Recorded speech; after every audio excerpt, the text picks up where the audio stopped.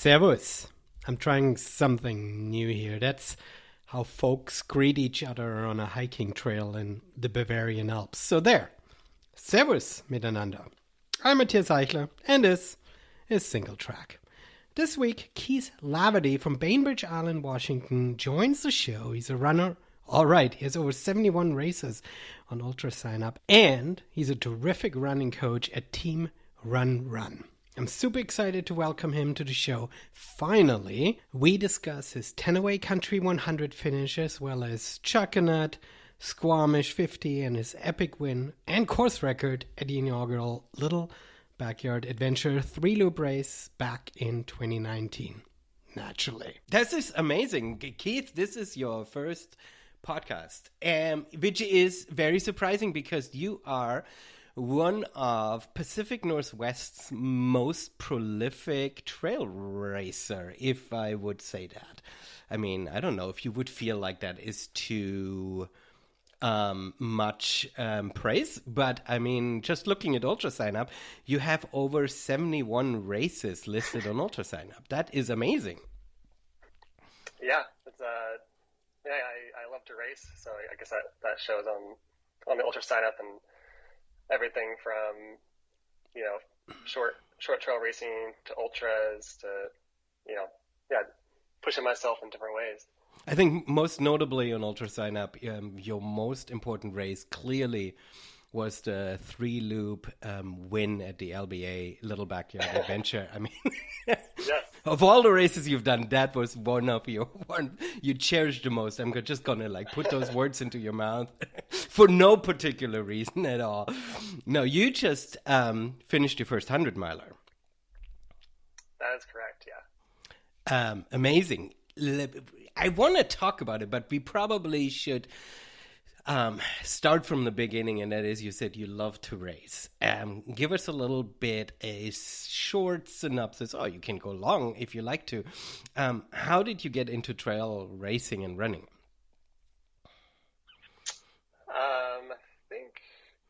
I guess technically I started trail running in high school. I guess back then we didn't really call it trail running. It wasn't really a thing as such thing as trail runners.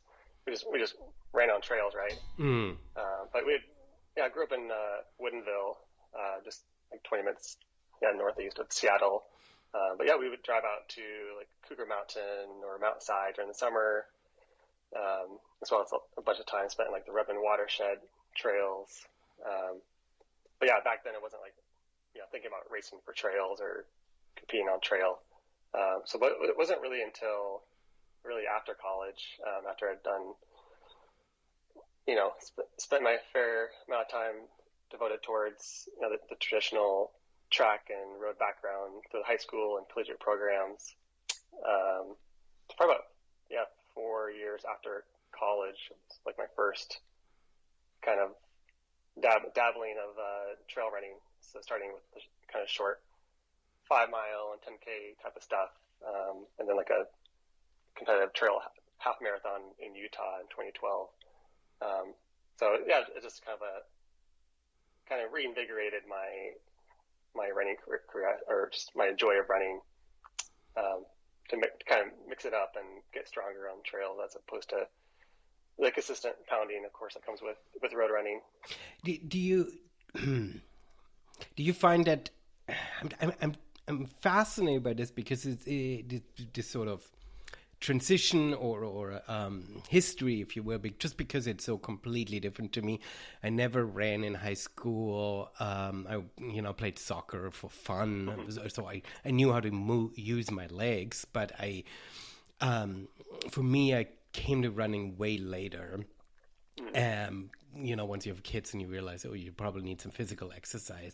But this transition, once you're out of college, is trail racing something that feels easier on the body? Is it easier competitively? Is it more challenging because of the scenery? Are the roads getting boring because you're just running through the city? What goes through your mind? How do you discover sort of the trail and the competitiveness of it? Because back when you did it, I mean, I guess, obviously the big trail races were out there, but it wasn't as popular as it is now. I mean, it has exploded. Totally, yeah. It's still growing too. Oh, for sure, yeah.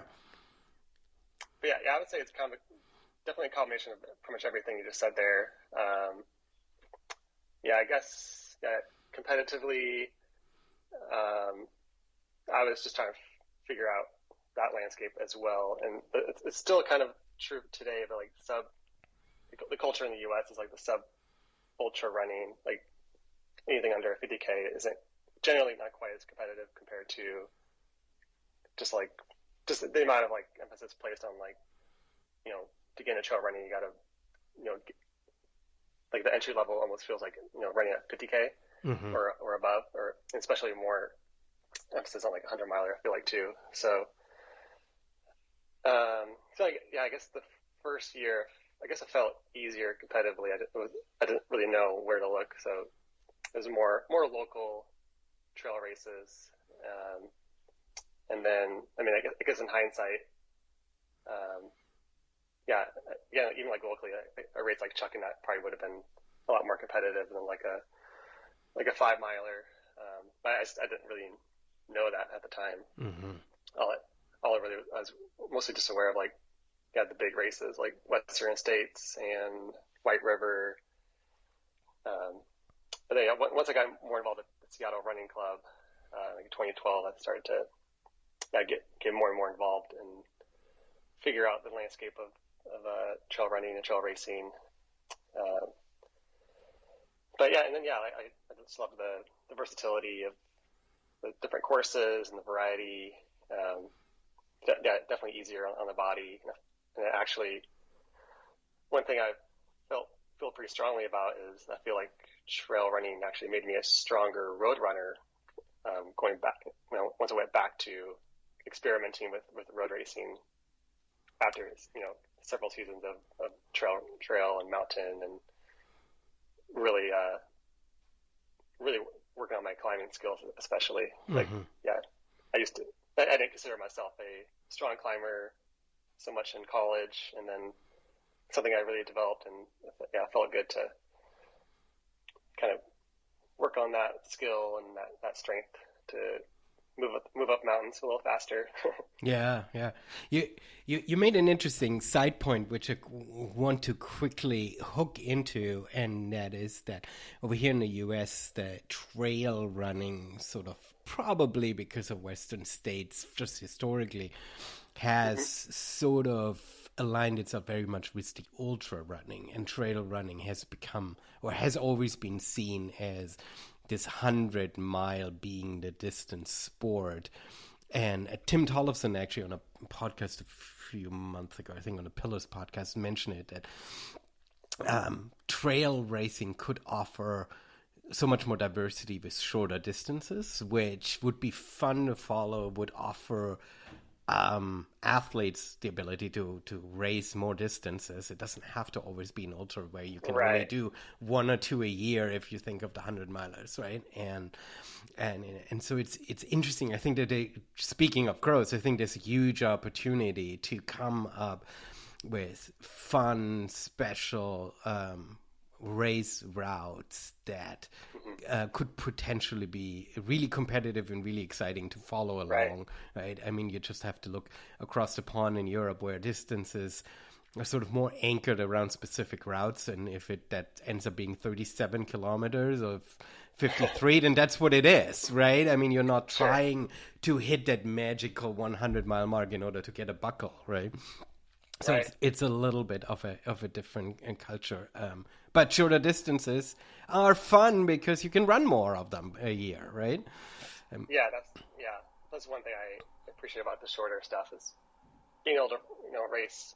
On average for a while, I'd be racing like twice a month, and I really didn't feel that beat up. I could recover and get ready, get excited to get excited for the next one, and not feel too beat up physically or emotionally. So racing twice a month, I mean, that's a lot. So that means you really, and you've mentioned it already, but I want to come back to that. You really must love racing? What is it? Talk to me a little bit through about what attracts you to putting a bib on and showing up at 5 a.m. at some trailhead for a race. Yeah, I mean, I guess for one, the experience is always memorable. Just in putting yourself in an environment can be challenging and maybe a little bit outside your comfort zone, whether that's having more competition or running in like snowy conditions on Orcas Island and or the unknowns of exploring these new places, like something like Orcas Island with the power line. It's, I don't know, like 1.5 miles and like 25% grade. Mm-hmm. And yeah, just it's always just interesting to see how you deal with the adversity and both mentally, physically, and even just with the people I race with too. I feel like we kind of develop that special bond too. That's definitely everlasting too. You can look back on,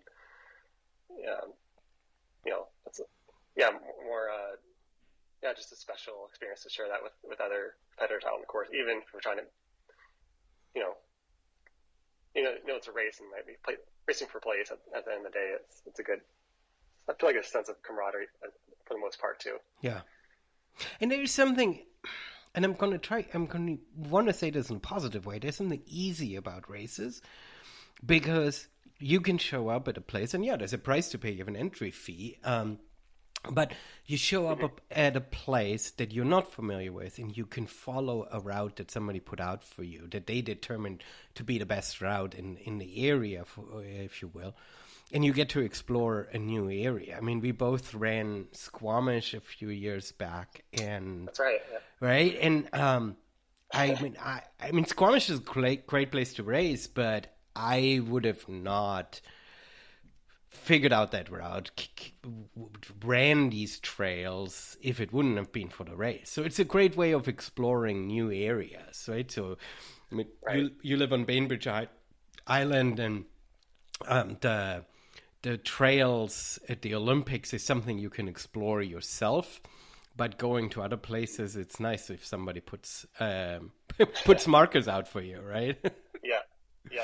And I guess now it's even easier too with being able to upload routes to your GPS watch. Mm-hmm. It's definitely not a thing earlier in my career. Yeah, it was like you bring a paper map with you and explore from there. No, for sure. So, favorite race type. And you already talked about shorter and longer distances. I mean, you could name the Little Backyard Adventure as your favorite race you've ever ran, and I'd be flattered by it. I'm kidding. No, what's your favorite race type? Describe either if you have one that you're like, this is one I would come back every year, and this is why, or these are the elements that I'm looking for if I'm going through my my calendar trying to find races. Mm-hmm. Yeah, and there's still even a couple of race types I've yet to do, like the last person standing, right, or even Ethan Newberry's like Tiger Claw course where you kind of choose your own loop. With that said, I'd probably something with a variety of both kind of runnable, fast stuff, which is on a forest road. So it's just really fun to open up and really just cruise, and get cruise control. And but then that same course having also like elements of technical running, steep grades up and down, whether that's rocky, rooty. So just a course that would kind of keeps you on your toes with a lot being thrown at you. So I guess one course that comes to mind probably would be something like the Chuckanut. Mm-hmm. As you described it, that's what I was thinking. So too, yeah. Mm-hmm. And that's always a fun one. It's kind of a clash of like the trail runners or runners coming from a road background with the perhaps runners coming with more of a mountaineering or mountain background. Mm-hmm. What race do you look back to and say that felt like was your biggest accomplishment?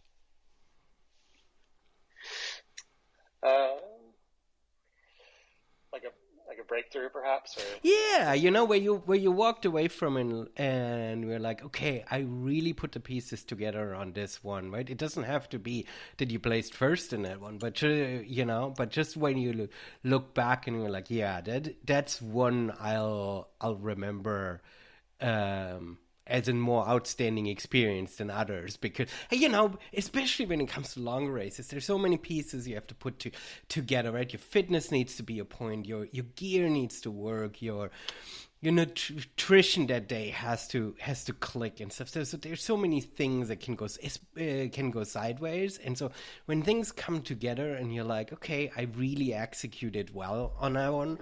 I don't know, perhaps you're such a great runner that you execute well all the time, but for me, I feel like there's so many of them I end up being a big sufferfest where in the last third you ask yourself why you even walk around on this planet and you all want to curl up and die. So, but sometimes you work through that and it can be a great achievement too. So exactly, I'm curious what you look back on.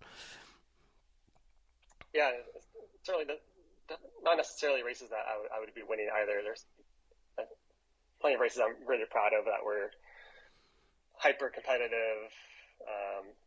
Where kind of working myself out of a hole, or you're really just getting the most out of myself. So it's not, and even races that I have won that like didn't feel well. I would barely hang on. I'd be kind of bonking towards the end and just get me to the finish line. And even those ones had room for improvement with execution. So that's a great question, though. There's so many races over the years. There's even one I can think of back, like cross country in college, and then like a road marathon. But as far as trail running, I feel like maybe my second attempt at the Chuckanut 50K was definitely a proud one. I'd run it the year prior in 2017. On a muddy year, and that one went relatively well, but definitely room for improvement. And then I guess that one, the 2018 edition, was one of those few races where I just like really found, like, I was probably the most present I've ever been. Like, I just really found that true flow state where Nice. it didn't really, just didn't get into my head too much, and just really like focus on like my breathing and my stride, and just like really just like a flow state all the way through from start to finish, and taking off like 12 minutes faster than the previous year.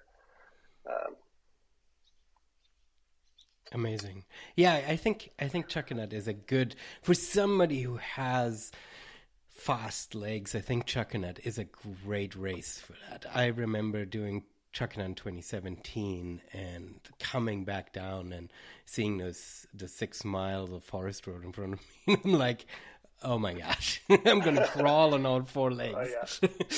I was actually able to move, but certainly not what I expected. If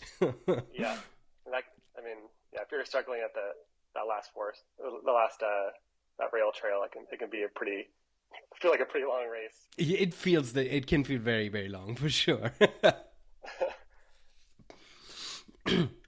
So, obviously you're doing this from in a much more serious manner, looking at the amount of races that you're running. But what are the big challenges that you come back to, or that you feel like that you're fighting with? Is it nutrition? Is it I mean, your gear must be dialed in by now. You've done it for so long. Talk to me a little bit through your challenges. What it is on long races that you sort of put the extra attention on.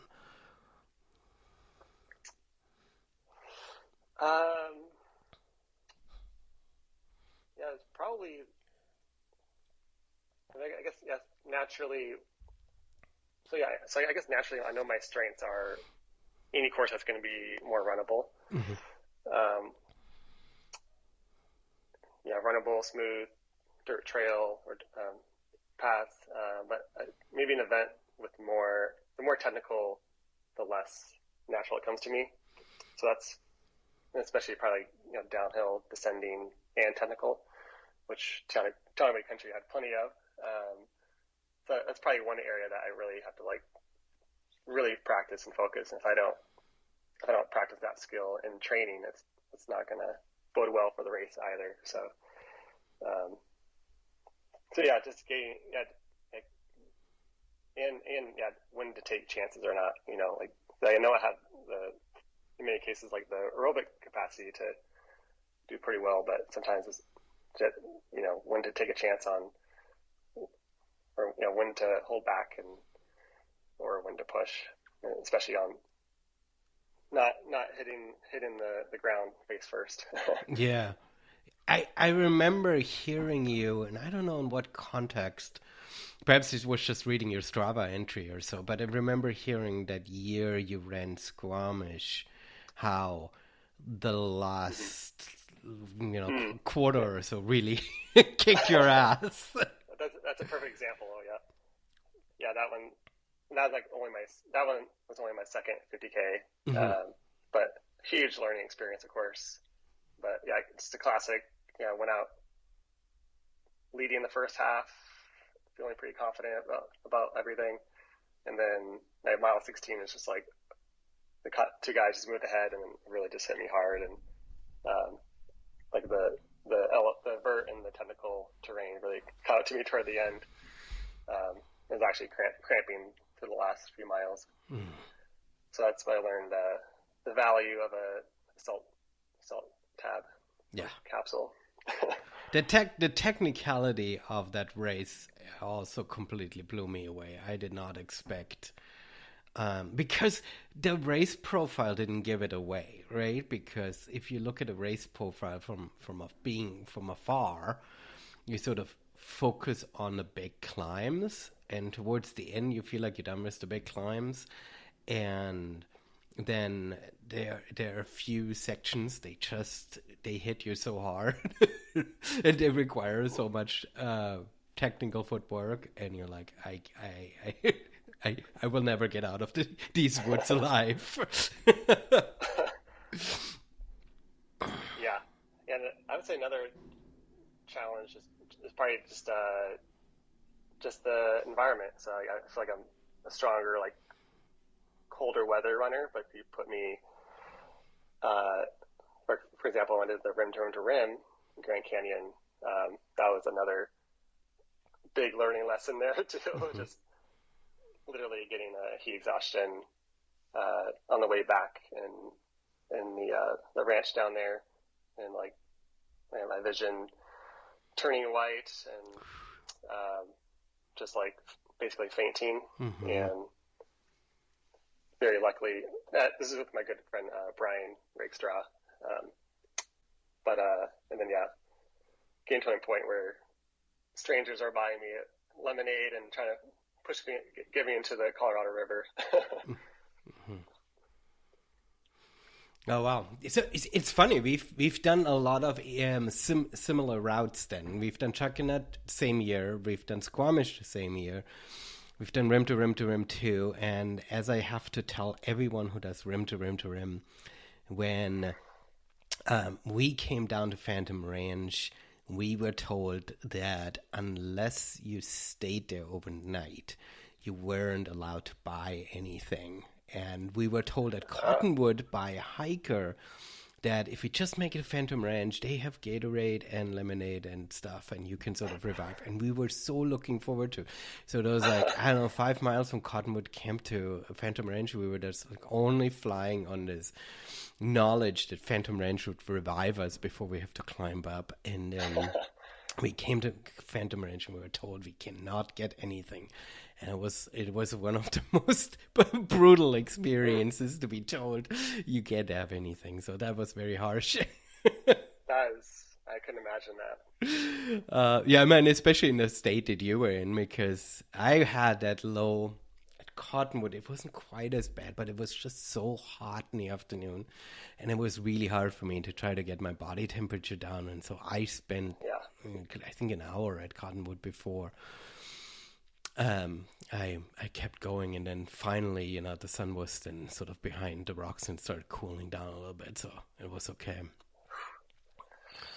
Yeah, that canyon heat can really sneak up on you. Yeah, and you have to do it. I don't know, what time of the year did you do rim to rim? Rim? It was early April, and it happened to be the first hot day of the season. Oh, yeah. We had a super hot day, too. And a friend of mine did it the week after, and he had, like, really overcast weather. So, I mean, at least I can say I got better pictures than him. But for me, it was really hot, too. But that's the point, right? We live in the Pacific Northwest. There's no way to train for this weather if you try to do it in April, because we're still in cold, highly moisturized air. And then you drive down to Arizona, and the trails are hard as rock, and it's the heat and stuff, and it's like you're not ready for that.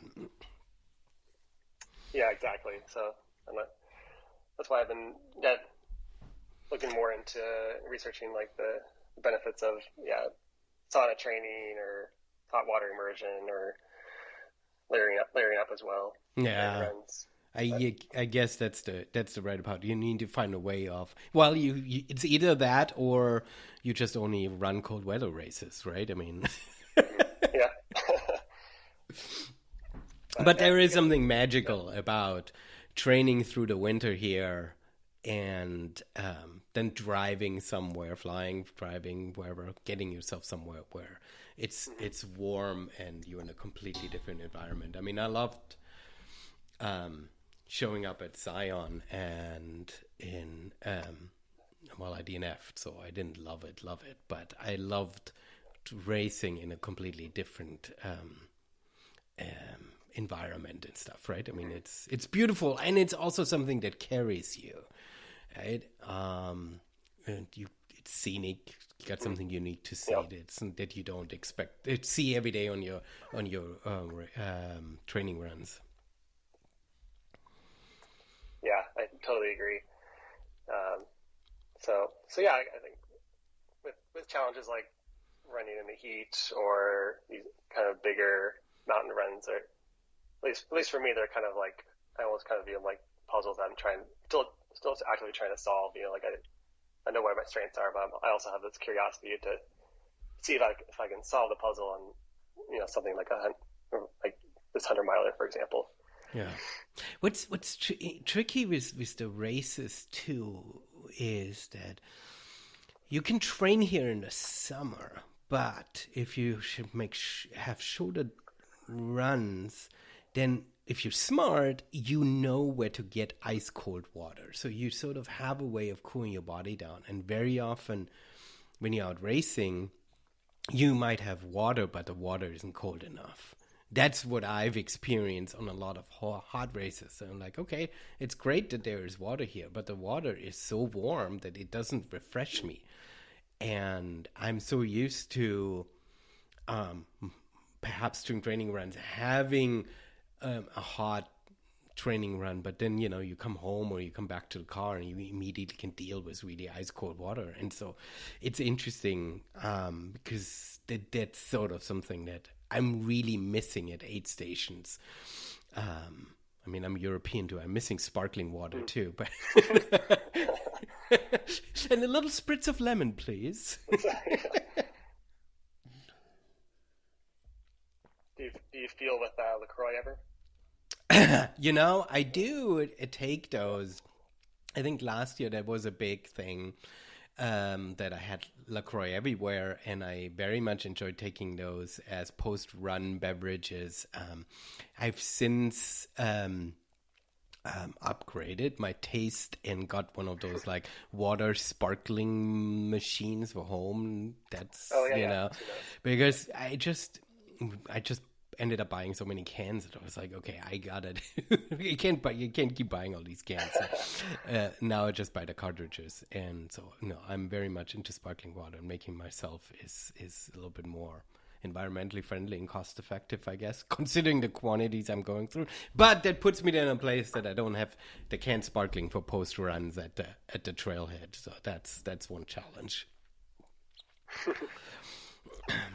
So we should talk about Teanaway Country, because it's a new 100-miler, and it's been riddled with the worst luck possibly over the last few years. It was such a great, exciting opportunity when it was first announced, about 4 years ago or so, right? And then there were like several years where weather and wildfire and every possible scenario was being thrown at it. So I think we should talk about it in two ways. You should tell people a little bit about the race in general, because it's such a unique and brutal course, and then we should talk a little bit about your race, particularly how it went. Tell us a little bit about Teanaway. Sure. So yeah, relatively new race with Brian Morrison, who's the race director and creator. Kind of his project that he had long dreamed about putting together. And it's actually a funny side note too. It was in 2018. I went to pick up some of my running shoes from Fleet Feet Seattle. So him and his wife are the owners of that store on Capitol Hill. And it was like the summer before the first annual Chuckanut Country 100, and I kind of joked with him like, oh, maybe I'll sign up. Like you kind of talked about it, and I joked that, like an honest, sarcastic joke that, like, oh, I should sign up for that'd be a great first 100 miler, right? Which is not. It's sarcastic because it's a really tough 100-miler. It's not a great first 100-miler. It's something maybe like long term, like 10 years down the road, but I never imagined it would actually be my first 100 just a few years later. But yeah, so the course takes place, kind of starts just north of Cle Elum in the Teanaway mountain range, and just kind of just south of surprisingly a lot closer to like the Enchantments than I was expecting. So kind of the next range south of that. 31,000 feet of gain, and probably about the same for loss. And I think what this makes, the elevation gain is an obvious tough part, but I think what makes it even harder is just the terrain. So I was thinking maybe about 80% is very technical. So loose rocks everywhere, dusty, and then there's a large portion of the course that is taking place on trail that is very rarely used. That they don't even show up on normal trail maps anymore. So that was another interesting part of the trail. A little harder to navigate in a few sections. Just relentless 20% or higher like grades. Just insane stuff. Yeah. How far are the aid stations apart? Are you fairly remote, or do you feel well carried through? I felt pretty well cared for throughout. I think just based on what other people had gathered, or with other 100-milers, that does seem a little bit more spaced out apart. Okay. And then even it's like mile 76 is the last crew access point, and then there's 2 more aid stations after that, and the last aid station is actually 11 miles from the finish. Oh yeah. So that's a pretty long stretch to go, especially if you're hurting or struggling in any way. And there's no crew access either, so so basically from mile 76 to the finish, you have to make a decision at that point whether you got to commit to whether you think you can actually make it or not. Yeah, no, So for sure. It could be a little scary. Yeah, no, for sure. Did you have a pacer? I did, yeah. Okay. Yep. I had 2 pacers, and I just figured for my first 100 mile, I figured maybe I could get all the help I could get. Much smarter than what I did out down in Zion. So no, absolutely, well done. Yeah. So yeah, Lisa paced me for 2 separate sections actually. In the middle, I ran solo in a night section, and then our friend Sam brought me home from 76 to the finish. Great. What time of day is the start? 5 a.m. So it's 5 a.m. So for you finish in 30 hours and change. That means you finished before the second night approached. Did I calculate it right? Yeah, I finished late morning on the second great. day. So Okay. about 11:30. Oh yeah, exactly. So that's good. It's always interesting trying to figure out when to start a race, because for the finishers there's such a wide spread between the top runners and the final runners, and that if for 100 milers, the slow runners, they know that they have to consider a second night out, and that's just so brutal to consider, right? So this was your first 100 miler. Why don't you tell us a little bit more how the race went, and how you dealt with the things that were kind of thrown at you throughout, and what were the high points and low points and stuff. I think it's worth diving into it. Okay. Yeah. I guess I should probably preface with, this summer I've been training for the Pine to Palm 100 in Southern Oregon. So that one was 20,000 feet of gain, with half of it being forest road. So I'd been training for that kind of terrain with decent elevation gain, but definitely more runnable stuff. So, and no use of any trekking poles. And then, I knew there was a risk of it being canceled, because it was canceled in 2017, and just the wildfires trending kind of every summer. But yeah, it was canceled on Monday, the week of the race. Oh, wow. With the national forest closures, as well as pretty major spikes in the Delta variant in the 2 nearest counties. So yeah, fortunately though, Brian and me and a few others who were also doing Pine to Palm led us into his race. Great. Last minute. So I had 4 days to cram and study the course profile and race reports and everything I could get my hands on for Teanaway. You're like 4 days to find poles and figure out how to use them. Yep. Yeah. Like my coach Max, he actually sent me his poles overnight from Bend. Nice. So I was very thankful for that. I did a quick pole practice session on Thursday, and then I really just went into this race with no expectations. With the number one goal of just being able to finish. Definitely no goals on time or placing. I just knew it was I knew it was a daunting task at hand, and just completing this course would be, an accomplishment in itself. So yeah. so I think that actually helps with my mental space for most of the day. It was just no expectations and enjoying the landscape and the journey of this 100-miler. Great.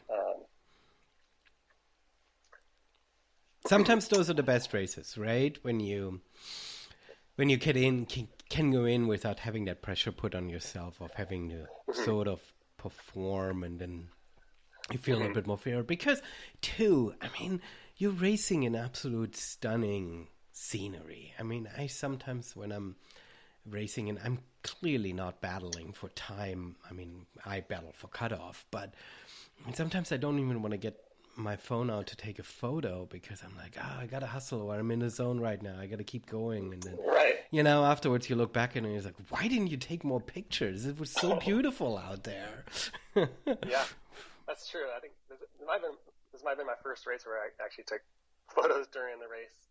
Yeah, not quite doable in a race like Chuckanut when you're racing for speed. Yeah, for sure. You're like, hey guys, I want to take some pictures. Can you quickly smile for the camera? Yeah.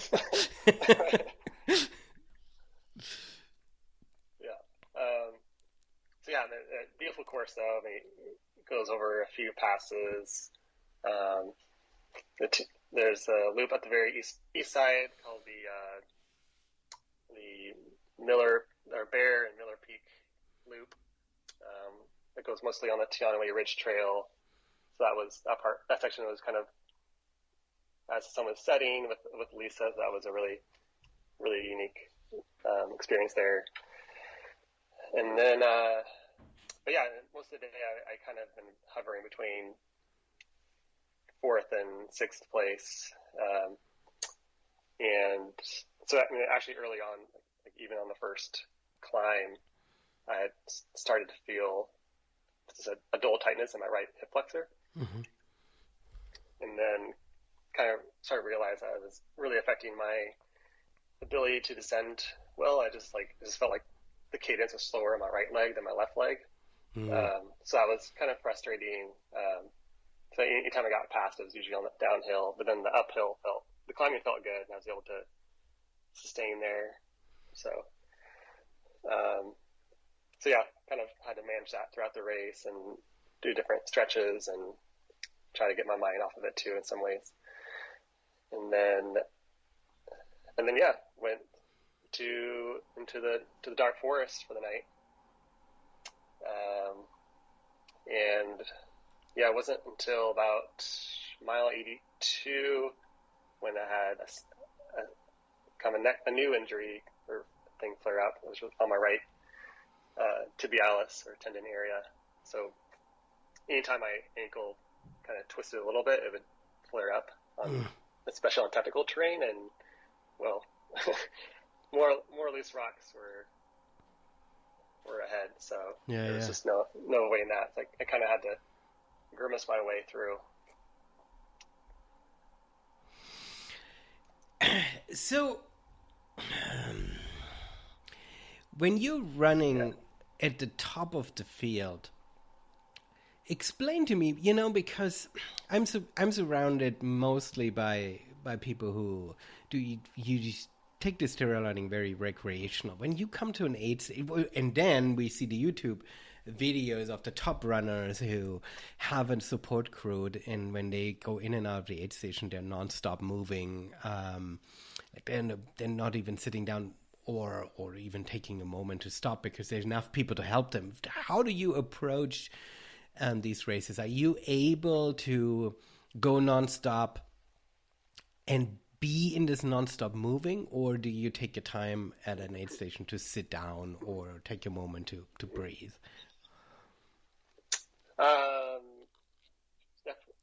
So yeah, for the 50K and even the 50 milers I've done, those have all been pretty much moving the whole time. Obviously taking little short breaks, standing at the aid stations, but otherwise usually pretty dialed in with Elisa. Like we'll do, there's some aid stations where I won't stop at all, and I'll just keep. I know I have a fuel in my bottle or my waist belt, So I'll literally just throw the bottle at her at her feet, and then she'll give me the new bottle. I'll keep going on my way. I'll try to grab maybe a few snacks to take for the road too.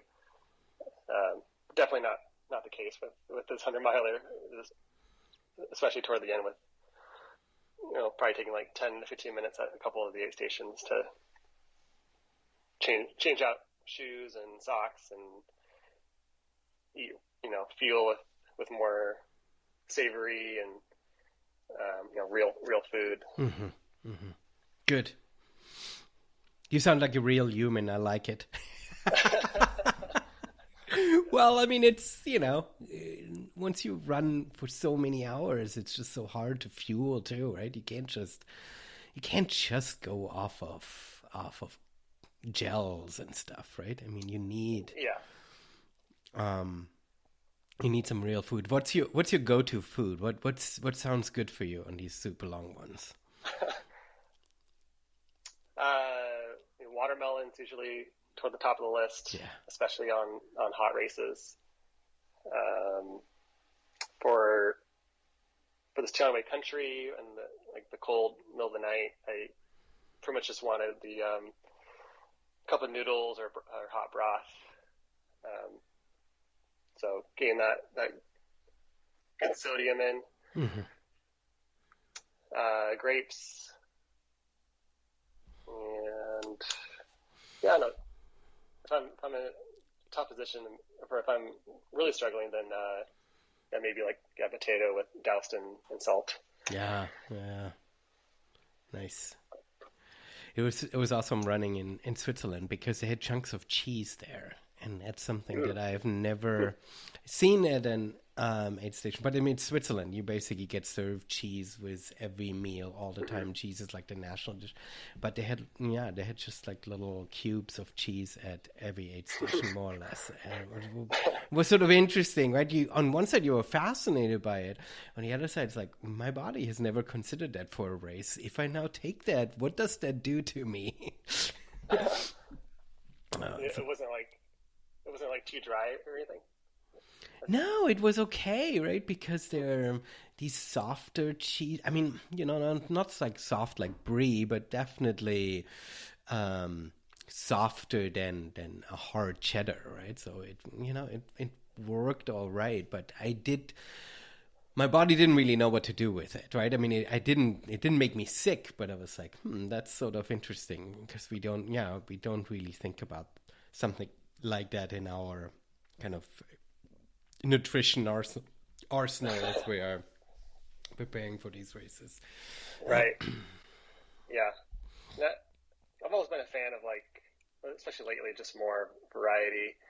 So even with different gels, I'd rather have just more variety, more different flavors, and not just stick to just one flavor for the whole day. Yeah, no, for sure. Especially on the long ones, right? I mean, it's like, and then also the temperature changes, right? I mean, what you want in a hot weather, at 3:00 at night, when it's cold, a piece of watermelon doesn't sound that great necessarily. So, you definitely gotta adjust. I've got so many more questions for you. I gotta pick and choose a little bit. So you mentioned your wife, and she's obviously also a very prolific trail racer. You've got a kid. Talk to me a little bit about how you juggle and prioritize who gets to run what, who gets to train when. Do you do rock, paper, scissors, and who gets the training run at their preferred time of day? How do you make it work? It's a fascinating challenge because you both want to be out there, right? Right. Yeah. That's obviously one tougher part about having a kid is that generally have less, going on a mountain run together is definitely not as common as, pre-baby. So Yeah, for sure. You can't even go together, for sure. Yeah. Yeah. Those feel like even more special, and I feel like a treat to do those together. But yeah, otherwise definitely less spontaneity and more planning. And we use an app called Cozy, and use that for our work schedules, and yeah, maybe generally kind of just really communicating ahead of time, like what are some of our events or big routes that we want to do, and try to schedule that ahead of time. And yeah, also just being like, you have to be flexible too. So I got into a point where it's just, I'm not going to complain about like the time of day I'm going to run. That's like, if I get the time, then that's hugely valuable in itself, right? So yeah. I'll run early in the morning. I'll run during preschool or during like summer camp, for instance. Like I did this past summer, or at nighttime, or just whenever it makes the most sense for it's going to be less stressful on the family. Mm-hmm. Mm-hmm. No, that's good.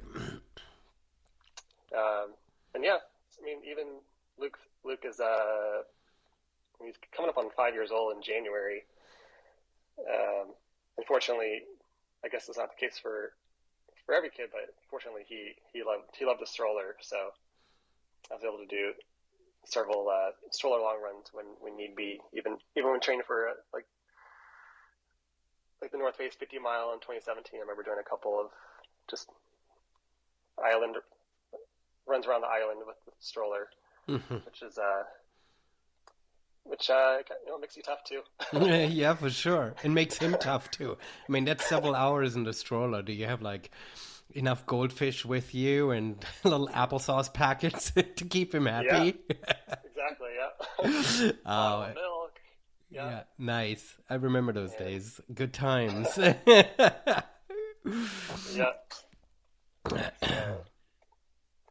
That's great. So you are not just a runner, you are a coach too. Tell us a little bit about your coaching, what got you into coaching, and how people can get a hold of you and reach out to you.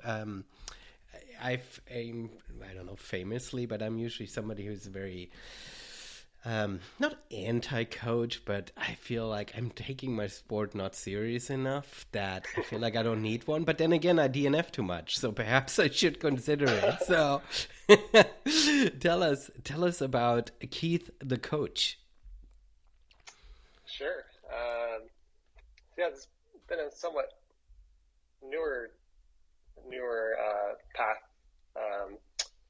So I used to work in the tech industry, and gaming, like in the QA as a QA lead, a QA project lead.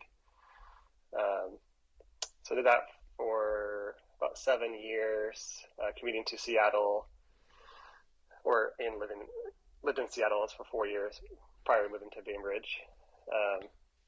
And then, yeah, I guess I had coached or provided a couple of plans just to friends, just on the side, just to help them out, right? Mm-hmm. But not really thinking, just purely just to help them out. And then someone mentioned in 2018, Matt Urbanski. So he's one of the co-founders of Team Run Run. Just asked me if I'd be interested in being a coach. So I said, sure. And so for about 2 years, I was still working full time, and then just coaching a few athletes on the side.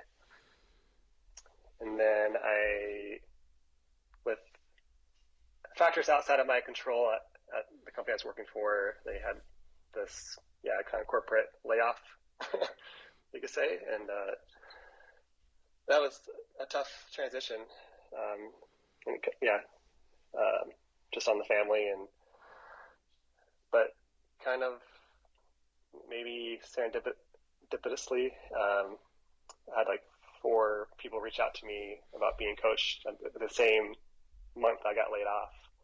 So I kind of took that as a sign that, maybe I should try out this coaching thing and just see where that goes. And it's a great way to give back to the community too, with how much I've raised and taken from the sport over the years too.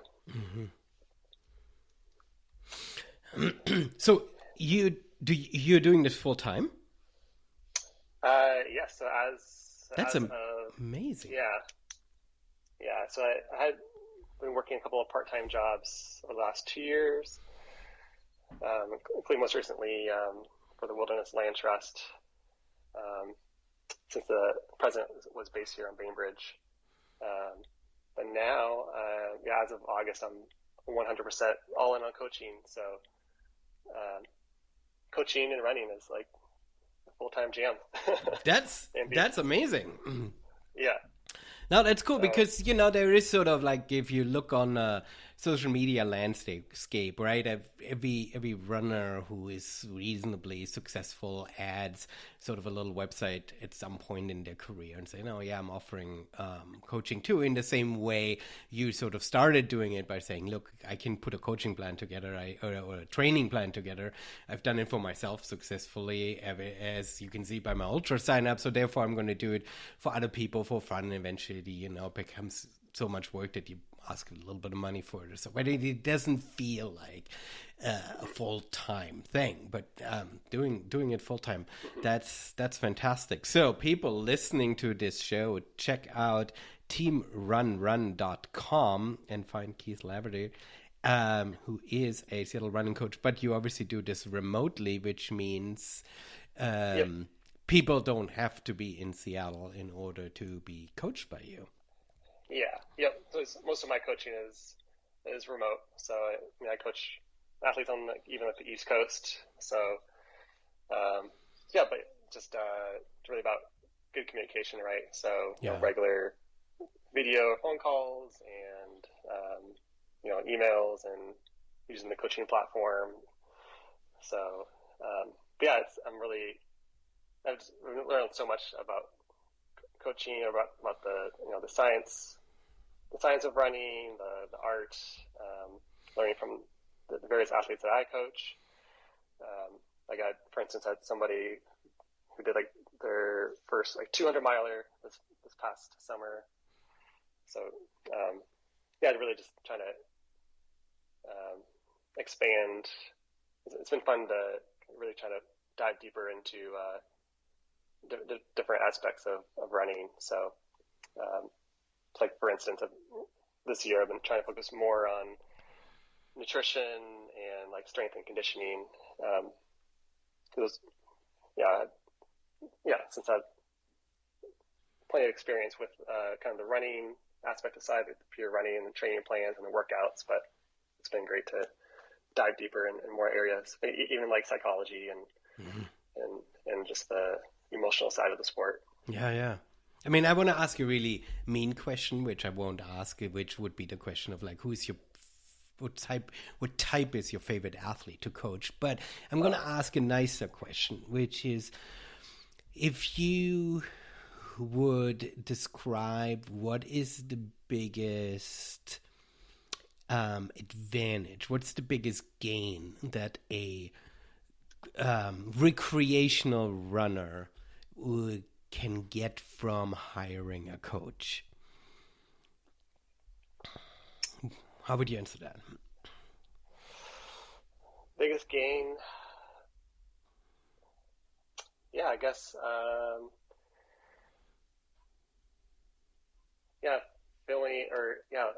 identifying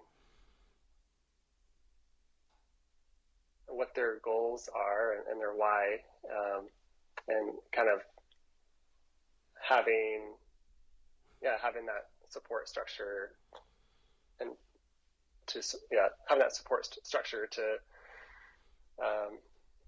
help guide them through those goals. Mm-hmm.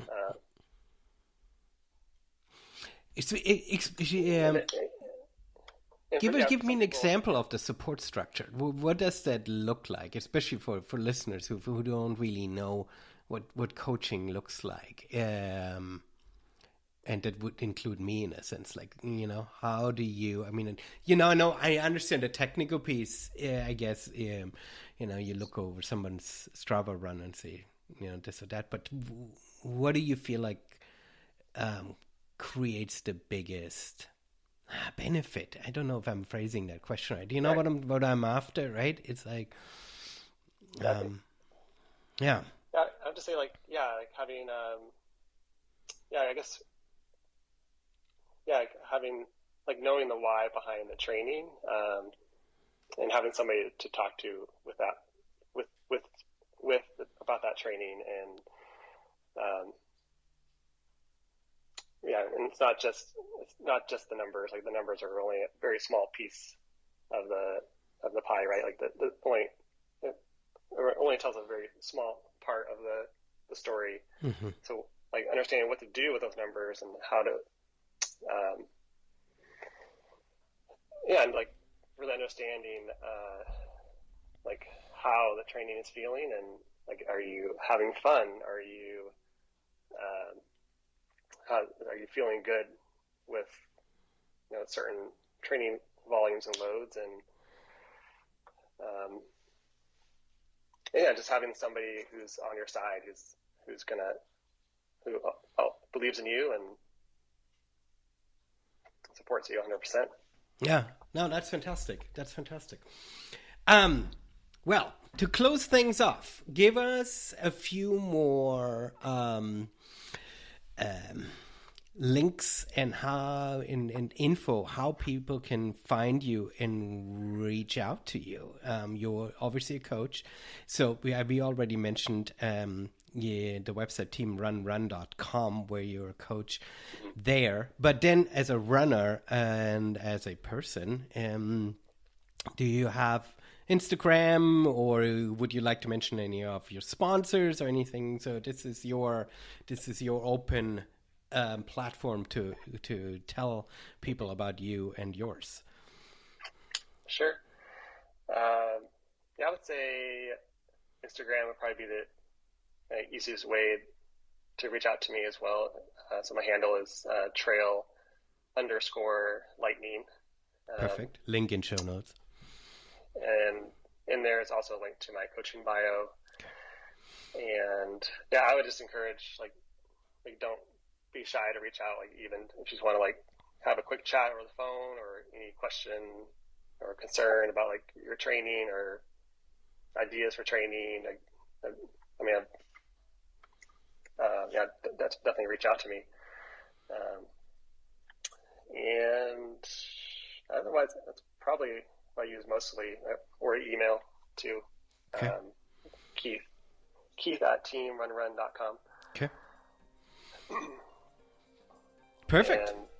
And I'm on Facebook too.